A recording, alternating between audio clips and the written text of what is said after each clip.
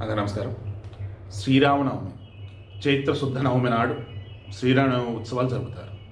ఈసారి ఏమవుతుందంటే మరి క్యాలెండర్ ఎఫెక్టో నాట్ క్యాలెండర్ ఎఫెక్ట్ ఇంకా అవేలే ఇంకా అన్నీ అలా వస్తున్నాయి. కానీ రీసెంట్ టైమ్స్లో పండుగలు ఏం చేస్తుందంటే జనరల్గా ఇంతకుముందు ఎర్లీ మార్నింగ్ స్టార్ట్ అయ్యింది తిది అండ్ నెక్స్ట్ రోజు మార్నింగ్కి ఇవ్వటం లైక్ ఇలా ఉండేది. రీసెంట్ టైమ్స్లో మధ్యాహ్నం సాయంత్రం ఇలా స్టార్ట్ అవుతుంది. మన దీపాలు కూడా ఆల్మోస్ట్ ఇలాగే.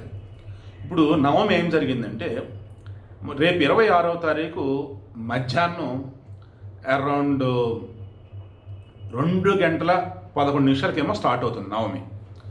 27వ తారీఖు ఉదయం 12:30 12:16 వరకు ఉంది. ఇప్పుడు పండుగ ఎప్పుడు జరుపుకోవాలి? మొదట వచ్చిన తిథి ఏదైతే ఉందో అది గనక సూర్యుడు ఉన్నప్పుడే గనక వచ్చినట్టయితే చాలామంది అదే రోజు పండగ అంటారు. శ్రీరామనవమి అలా కాదు, సూర్యోదయం ఉండాలి. ఆ గడియలలోనే మాత్రమే నవమి అన్నది జరుపుకోవాలి. సో ఆల్రెడీ మధ్యాహ్నం ఎంటర్ అయింది కదా, మరి సూర్యోదయం కాదు కదా, మధ్యాహ్నం కదా. సో దాన్ని కన్సిడర్ చేయాలి. పండితులు పెద్దలకి అంతా ఏం చెప్తున్నారు, 27వ తారీఖున ఉదయం సూర్యోదయం నవమి రోజు ఉంది కాబట్టి ఆ రోజే నవమి జరుపుకుందామయ్యా అన్నారు. ఆ రోజే స్వామివారికి పండుగ అన్నట్టు, సీతమ్మ తల్లికి రాముల వారికి సంబంధించేసి వివాహం అన్నట్టు.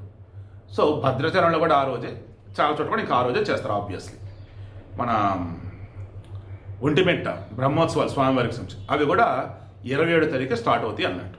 సో చక్కగా శ్రీరామ ఉత్సవాన్ని పండుగని 27వ తారీఖు ఉదయం జరుపుకోండి.